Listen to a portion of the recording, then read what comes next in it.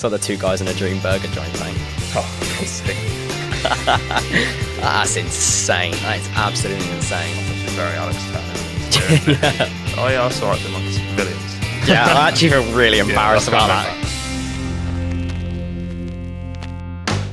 Right then, welcome to the Setlist podcast, joined with me, Charles, and Riley. We talk about all your favourite music and not so favourite music. What else do we do? Tier lists? Yeah, guitar the lot. reviews? The lot. Everything. Dodgy opinions, you know it. This is where to find it. Right, so where to start? Well, I'll tell you what, we'll start with this one right here. We're going to start with Arctic Monkeys. Whatever people say I am, that's what I'm not. We're doing a bit of a deep dive into the artist, specifically the album. So, Arctic Monkeys from Sheffield, 2002, when they started. But they didn't really get their break until about 2006. I mean, you like Arctic Monkeys, don't you? Yeah, absolutely. Only like a year older than me as well, which I'm pretty gutted about. Like, I'd have loved to be like born at the same time as Arctic Monkeys go like global. Do you know what I mean? It's mental because where my mum works, there's a few people sort of our age, and my mum was like, "Oh yeah, I saw Arctic Monkeys at Pavilions," and they all looked at her like she was some sort of like god, like she's like a god among men. Exactly, it's mental, isn't it? Like when you think about, like, we've had like Oasis down here and everything like that, and nowadays it's like, oh, we'd be lucky to get like a Little Mix reunion. The only thing we've got down here at the moment is Ocean Colour Scene, but I mean, they're a big band, but there's no Arctic Monkeys, there's is it? no Arctic Monkeys, is it? Let's be real. So, recorded in Chapel Studios and Two Fly Studios. Their sessions were very quick. You know, when you look at Arctic Monkeys and you see how Alex Turner used to play, like proper, like bashing his guitar around, it sort of emulates that in the recording. Well, they're just such like I think that's why they went so global. Is they're just like Sheffield lads, aren't they? Yeah, and it's proper like lads. Everything about them. The fact they just walk into a studio, just slap their guitars for a little bit, and they just have a like global album. It's just it's so Arctic Monkeys, and I think that is their success. And I think when you look at current Arctic Monkeys, I know obviously bands have got to evolve, but they moved away from their roots, haven't they?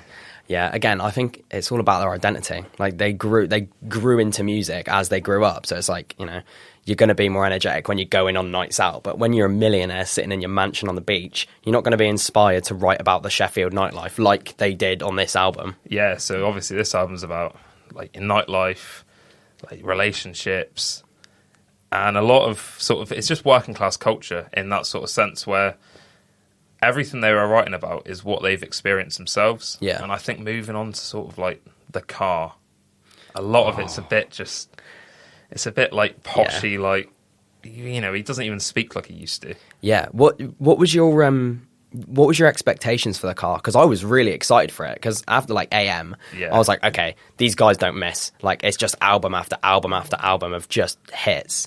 So now that it's kind of like they kind of plateaued, or maybe a bit less with the car. I think with the car, I wasn't expecting a lot because obviously Tranquility Base was before that. But I think that is a really good album. But it's one of those albums you've got to listen to like 4 or 5 times. Yeah. Whereas I think with Whatever People Say I Am, that's what I'm not. You just listen to it for the first time. Yeah. And it just you literally listen to it and you're like, well, this is what they're about. Yeah, exactly. You're just hit by it. Yeah. Right, so little fun fact about this album's title. It's taken from a 60s film, which is very Alex Turner of him to do, isn't it? You know, he's a smart lad.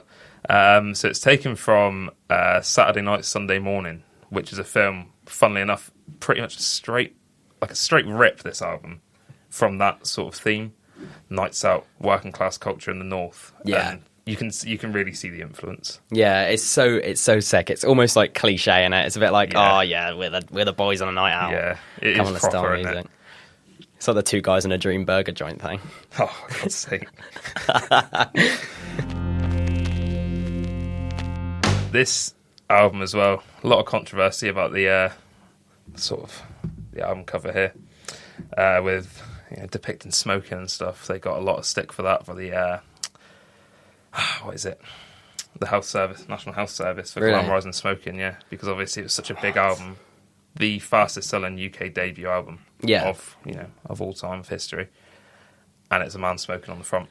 To be fair though, I feel like with music, you kind of have to take whatever you see with a pinch of salt, because there's so many like way worse album covers out there that people just glaze over and don't even realize. But I think you wouldn't really see it nowadays because it's a bit more like, you got to be a bit more careful, and albums like this don't come around very often. No. And so I think when you've got all of that zeitgeist of like, let's go out and get drunk and listen to Arctic Monkeys, you can get away with it. I think this this is one of the last albums, in my opinion, which is like, we're going to go out and we're going to have like a really good like time. We're like getting right on it. Yeah. You had like the whole Britpop scene. Yeah. And this technically isn't Britpop because it's early 2000s, but it does definitely take influence from that. Yeah. I like to think of Arctic Monkeys as sort of like the big finale of Britpop, if you know what I mean. Like they were the last sort of band that got pumped out from that side of life before, nights out become expensive and people can't afford them, and all of that sort of thing. Yeah, so it's definitely one of the most important albums of the early 2000s, maybe even for the last 20 years. Yeah, absolutely. I mean, I only listened to it when I was like 15. Like, it took me a while to get on it. Obviously, I hear it's one of those ones that you hear in the car with like your dad or your mum or whatever. And then, like, a couple years later, you go full circle and start listening to that sort of music. And I heard it on the beach for the first time. I think it was, it must have been Riot Van, I think. Oh, yeah. I don't really remember, but it was one of those. It was one of, like, the more niche ones, like the less mass-streamed ones. I quite like that song, though, because it takes up the other side of, like, we're going out and we're getting smashed to... Yeah. We're now getting, like... locked up for our actions. Yeah, exactly. That's the bit. That's why the National Health Service can't complain about the drinking promotion, because they say you get arrested in it. Right. I suppose we've got to talk about I Bet You Look Good on the Dance Floor. Their first single. Yeah, absolutely. I mean, I think that it's just when you see him play it and he's smashing his guitar to pieces, like proper ripping at it. And he's singing it, and he's singing it with such conviction. Well, he was singing it with such conviction. I don't know if you've seen his tours recently. Oh, where he slows everything down, sings it off beat. It just horrible. It's like people won't come to your concerts to hear your new sound. They're going to come to your concerts because they've been a fan for 20 years and they want to be a fan of that, like, last 20 years, that they grew up with it. So why would you slow it down? And some people love it. I mean, I've seen some people go absolutely feral for their new album.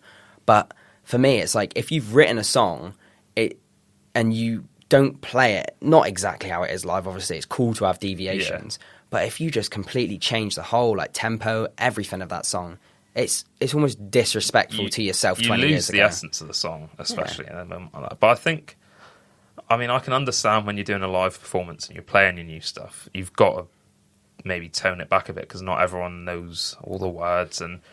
But when you're playing, like, I Bet You Look Good on the Dance Floor, you've got to, like, go out with, like, such veracity because that's what the song's all about. Yeah, I think you can't play it like he did for like 10 years and then just stop doing that, because it is like the way he used to play it was a show. You could have muted it and it would have still been entertaining. Like that Glastonbury performance, was it 2007? Yeah, I think so. It's just you know what I mean? It's just mashing a guitar. It feels unprofessional, but they're so good. And I think that's just a great thing to have in your performances. I think we've definitely got to circle back to how they built their fan base. So yeah, definitely. I think they are the first internet band. Yeah. They used to do gigs, they'd share their CDs and people would put their CDs out online. And that's what built them up for the last sort of 3 years. Yeah. Until they signed for Domino Records, independent label. So they are a proper indie band. Yeah. That gets thrown around a lot, indie, but they're a proper indie band. Proper indie. They had their fan base already by 2006. Yeah. Which I think leads into why they sold, I think, how many was it? 360,000 copies in the first week. I mean, you don't really get that now, do you? That's insane. That is absolutely insane. Physical copies as well. Yeah, exactly. That's physical copies. Yeah. I think it's hindered, though, nowadays, isn't it? Because, like, I just love the idea of it being measured in how many people go to Tesco and buy the album. Mm-hmm. And I don't I'm not a massive fan of how many times someone's played it on their phone and how many seconds they've played it for counts as a stream. I think when people went out and bought the album and really like owned it, you know, that is owning an album. There's definitely something about owning the music that you've got. Like, yeah. You can hold it in your hands like that. You can hold it. Yeah. You've got the sleeve. You can read all the lyric sheets, who they've thanked for like production. You've got all the little extra bits that you don't get on Spotify or Apple Music. Yeah, well, it's an art form, isn't it? It's like physical art is always going to be like the most appealing thing, and when you can combine it with the second probably biggest art form, probably the first biggest art form actually, the sound, when you can have them both, it's just like, oh, somebody made this, and it puts it into perspective. It's just so good having it though, because like Spotify could go down, yeah, but that's not going to go down. No, absolutely not, unless you smash it. No, I think when I was younger, we used to have a whole cabinet, like massive, like 6.5 foot cabinet. I remember having one of those that was just full of like you know, you couldn't even make out any of them because they were just CD, shelf of vinyls. And I really envy having it, because one of my most outstanding memories of learning about music and really like feeling like, yeah, I love music, was when I was younger and my dad put on a Foo Fighters album. And I just sat there and he was like, let's do this thing. And we just sat there with a pen and paper and wrote down all the lyrics that we could hear, like didn't search them up, just wrote it down, and song by song, we wrote down the lyrics to every Foo Fighters song. It took us a good day, but it was probably the best memory I've got of That's got to be such a formative moment in liking music. Oh, absolutely. When you listen to something, you haven't read the lyrics, you don't know what's coming up, and you've got to try and figure out in your head like what it's about. Yeah. But I remember we had a massive cabinet just full of like DVDs and CDs and all that. I had a CD player. Yeah. And I mean that was like 15 years ago, but yeah, it's crazy, isn't it? When you think about like nowadays, people like no one will grow up with that again unless it's like a choice. Like when we did it, that was like our Spotify was in the corner of the living room in a massive cabinet. But nowadays, it's like kids will just grow up with, oh, just stick it on YouTube on the telly and put it through the sound system, or like, oh, just throw it through. And the only sort of, like maybe the modern generation's version of what we were lucky enough to have is their dad playing them the guitar. And I think that's probably what I look forward to about being a father, is probably being able to play my children's songs and like get them into music and do what my dad did for me and just give me the spark. Because I think a lot of people, I mean, this is going to sound bad, but a lot of people that aren't into like a wide range of music had to find it on their own. Yeah. And it's not their fault, but I just think if you can have that influence growing up, even if you go on to like different things, you're always going to have that sort of foundation of the music that led to what you listen to now. Yeah, yeah. So, you know, like new bands like Inhaler, we were talking about it in the car on the way in, you know, they're a proper guitar band, even if he's a bit of a nepo baby. But you know, they're a proper guitar band, and they build off the foundation of pre-known music. Yeah, well, I think that's a lot of music is that nowadays. Like Sam Fender's recent album that came out, and his albums before, everybody's comments on it are, "Oh my god, that's so Springsteen," and it's like that is such like it's a foundation, and it's incredible. Like, Springsteen didn't have a Springsteen. No. And he just made that. And now everybody builds off of it. It's like, and it happens for all of those legendary artists. I'm going to ask you now, what's the best live gig you've ever been to? Because I've got mine in my head. Have you? Yeah. Okay. You go first, because I need to think about mine. So, well, I've got two. One of them as an actual artist, and then the other one as a cover. So I went to see Noel Gallagher in Vivery Park in Taunton. Okay. Right.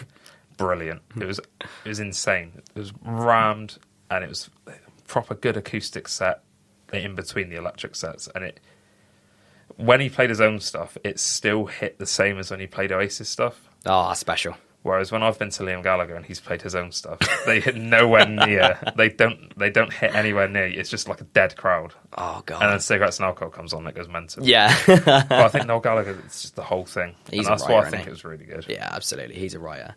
I think for me again, I've probably got two because they mean different things to me, like in different ways. I mean, I could list like 5 performances that I've seen that all are really special in their own way, but like top of the list that I would not be able to not see, like I couldn't do without in my life. was probably Muse at Plymouth Argyle. I'm a massive Muse fan. Was that last year? Yeah. I grew up with Muse. Like, they've just been like ringing in my ears. It's one of the first things I've played on guitar, and probably the last thing I've played on guitar. Like, literally, I'm so Muse. And even when I was younger and we used to go around like our mate's house, their dads used to love Muse, so they used to put it all on. And I took my parents as like a little, you know, thanks for raising me sort of thing. And I just took them along, and it's a really rare occasion that I can just take like my parents somewhere and we can just have like such an amazing time. And it's just brilliant. There's no hitches, nothing. It's just fantastic, like all day. And we all just got drunk. Like, it was like being mates. Yeah. And I just love that. And then we listened to Muse, and there was a little fella next to me in the crowd who was exactly like what I would have been like growing up. And he was there with his mum. And so we were just getting him in the mosh pits and stuff. And I was crowd surfing it, everything. And just a crowd atmosphere. Like, Muse live, I seriously think are probably the most talented live players in the world. Like, I couldn't fault them in any way.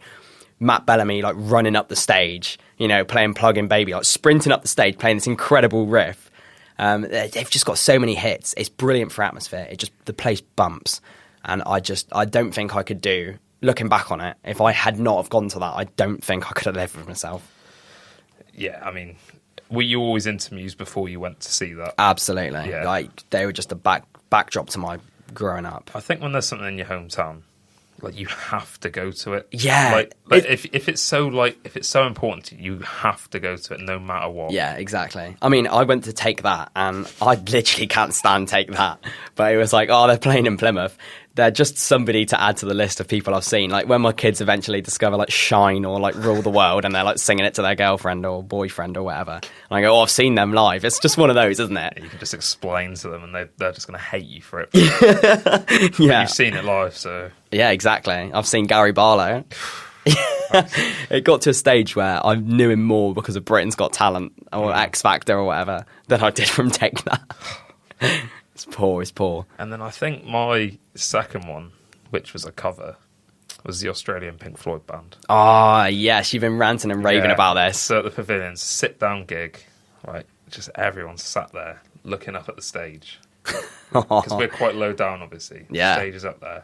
Just, like, ripping, like, just right into every single song. Oh, my God. It was like listening to the album live. That's incredible. It was so good. But they've been bands going for, like, 40 years. Yeah. Well, I mean, you master it, don't you, I suppose? I think one of the great gifts we've got is that people can go and do that. Because, like, in another world, like, artists don't let bands go and do that. And, like, the only way you hear their music live is going to see them. But the fact that, like, it's like Kiss. When now Kiss have, like, split themselves off, and there's, like, 9 different Kiss bands who you can go and see. And they've picked them out as, like, that's the best tribute band. They can play as us. Like, you can have the trademark. Yeah. And I think that's such an amazing gift, because now I can go to the pub and listen to like just absolute classics, hour after hour after hour. And in another world, that's just not possible. I think cover bands are really important for like sort of local culture as well, though. Because, like Pink Floyd, for example, they're not getting back together anytime soon. No, they're not. They're all getting old. And they're never now. coming to Plymouth. No, and they're not going to come to Plymouth. They'll go play in America and like Rome, and like because they, you know, they're really big over there. They're not going to come down to Plymouth. Realistically, I wouldn't. I wouldn't come down. No, to I would not come to Plymouth. If I could play in London or Plymouth, I'm going to pick London. Yeah, any day of the week. Exactly. Yeah, I feel like Plymouth's a holiday home. Like when we went to see like Take That and everything, they were doing like this whole massive tour, and they came to Plymouth, and it was kind of just like, well, this is clearly like they're not looking at us like, oh, it's this cute little city. It's like they've enforced it. Yeah, we took like 20,000 people to watch it and stuff. Like we had a big crowd and stuff down here. But for them, it is just like, oh, let's just go down by the seaside to all the deprived music people. You know, it's like it is bad for live music down here. You've always got to travel because people don't want to travel down here. No, and can you blame them? No, you can't blame them. We haven't got the airport anymore. No, the trains are not very good, and then you got to drive or get the coach. Yeah. It takes hours, and hours and hours. I mean, the one of the closest things that I think we had was the MTV Crashes things. That was probably the closest chance we got to having like big artists down here. Yeah. And we did have quite a few. I went to see one once with like when Little Mix was huge. Oh, yeah. They came down and stuff. And that's a really cool thing to be able to have.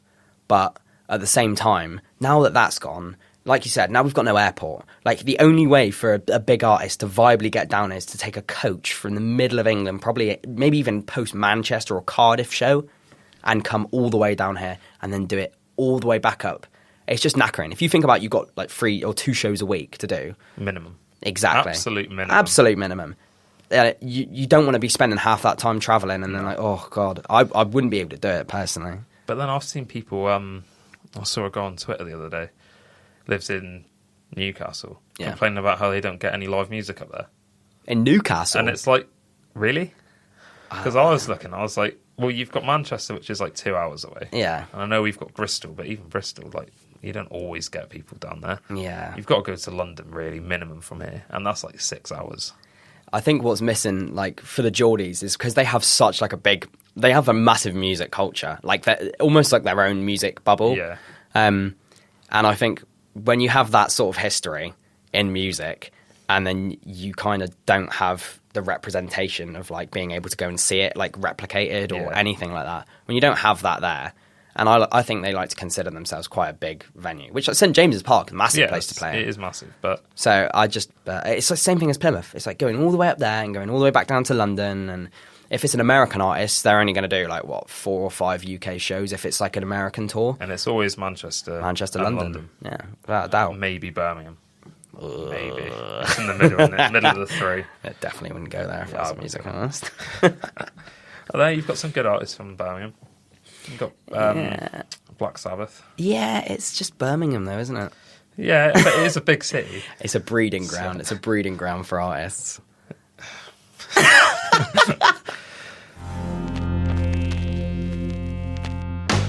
I mean, we all know Manchester's the best place for music in this country anyway. They've produced they've produced the best artists. Yeah, if I had to put one city forward, if we had like nationwide Eurovision and it was like what you can pick one place and that music history goes up against everywhere else in the world, it's got to be Manchester. Absolutely Manchester, without doubt. Or maybe Taunton. Taunton, yeah. There's some good bands from down here though. Hey, Bastille's drums from Plymouth. Yeah, who's the other band that's from down here? No, I know who you're talking about. It's oh, I know, it's going to beat me now. We're going to have to Google that. I'm going to have to Google this quick. Yeah, we found out it's Muse, who we were absolutely raving about. It is Muse. Yeah, I actually feel really embarrassed about that because I was like hailing myself as such a big, like, oh, I'm so Muse. And I didn't even remember they were from Timoth. But they used to, honestly, to redeem myself, they used to buy their guitars in Exeter at Manson's, which was like a guitar church is the best way to put it. Like, amazing shop. I got to go once and it's like rebranded to Life Guitars and stuff, which is cool. It's cool. But my dad sent a one of his old guitars up there to get fixed and everything. Yeah. And I was saying, like, please let us do a restore project on it. Like, let us, like, don't take this away. And he was like, okay, I'll go and grab it. And he literally bombed it back up. So the only thing about it for us is that it is, you know, it's an Exeter, which is a bit of a pain. But it's like they made all of Muse's guitars and stuff. And they're like, they've got some sick guitars. Like, they got all the LED displays and stuff. And like all all the pedals. I think that's one thing in Plymouth we miss out on. I think we haven't got a proper guitar shop. It's a travesty. It's an absolute travesty that we don't have one. I think there is like one, but it's like really small, and I think they mostly do like repairs. Like, just off Exeter Street, I think. But yeah, it's shocking. Like, you go to Exeter, they've got that one that's upstairs, and they've got the 2-floor one. We went in at that. Yeah, they've got 2 actually, haven't they? They've got the one in that little, like, down that little sort of market area. Yeah, and then they've got the other one. Yeah, I can't remember what it's called, but that's the one we went in, and they had all the like saxophones and stuff as well. That's sick. Love a diverse music shop. But we used to have a good one. Mutley Plain, just up the road from here. Yeah, but it's gone now because Noel Gallagher bought a guitar from there. Really. Mm-hmm. It's so sad, isn't it? I think we could really benefit, and I don't see why we don't, because I meet so many people that say, oh yeah, I play in a band. Oh yeah, I play from time to time. Oh, I'm learning the drums, whatever. And there's loads of places to be like taught down here. Yeah. But there's nowhere to get your instruments unless you buy it, because you're going to have to then buy it and get it shipped in. Like, one of my regrets is that I couldn't buy a guitar from Plymouth to be my first guitar, and proper, it's just homely, innit? And that's what you kind of want.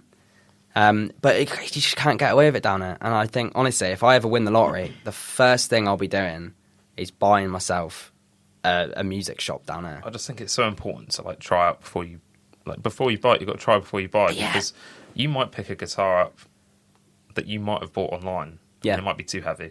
Yeah, or it might be too light. You might not like the feel of it. And as same with amps as well. Like, you might plug it in, it might just not sound that good. It might look really good on paper, but it might not sound that good for what you're looking for. Yeah. And I think that's what we miss out down here. Yeah, and when you don't have the physical ability to go in and try it, you over-research it. Mm-hmm. I over-researched buying my first guitar, and everyone's going, Les Paul's the best guitar, Les Paul. And I was going, oh, well, all right, I'll have a look at a Les Paul then. Knew nothing. And look at it and go, oh, bloody hell, that's expensive, but I bet it's really good. Like, maybe I should buy one. So glad I didn't, because when that came and it was heavy, I played strapless for the first couple years.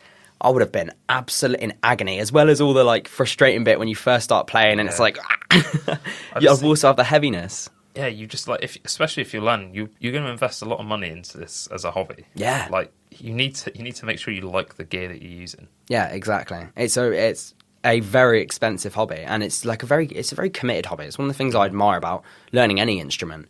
It's such a commitment to undertake, and being able to like sit there and go, do you know what? I'm just going to learn to create.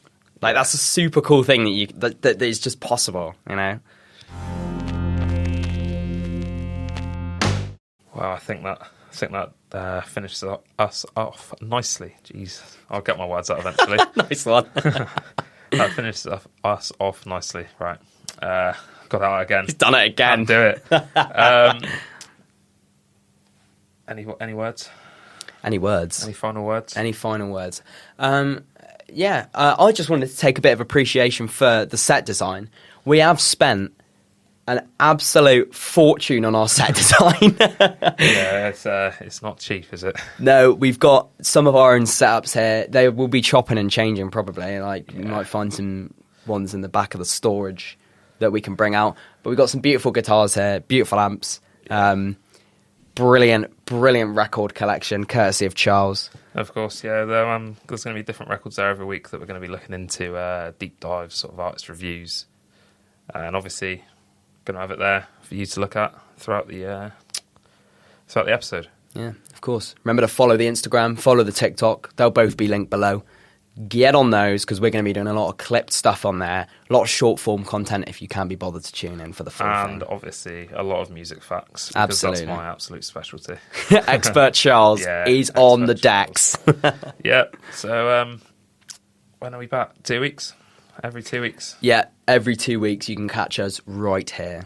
But we'll obviously have social media stuff going up throughout the week to keep you lot entertained. All right, well, I don't really know how to finish these things off, to be honest. Okay, I got this. You've got it. Thank you guys so much for watching this episode. Hope you stick around, and let's get you some more banging music content out there.